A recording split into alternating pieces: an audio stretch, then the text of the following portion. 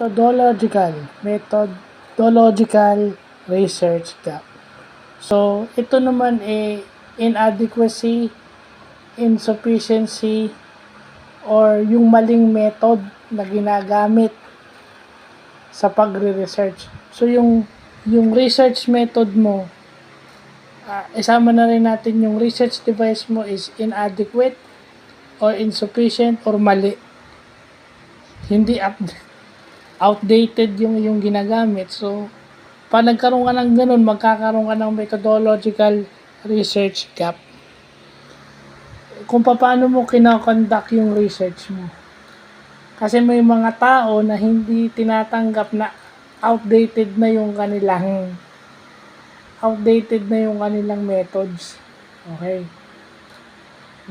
So, may mga taong hindi ang kanilang ginagamit outdated, insufficient, or inadequate, or mali.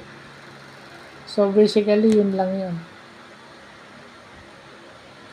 Nagkaroon ka ng random. Nagpa-survey ka ng random. Kung mali yung pagbibigay mo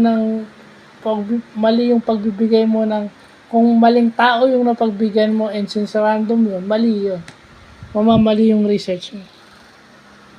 Kung yung taong pinagbigyan mo hindi pala yun yung makakasagot dun sa research mo, then yun na yun.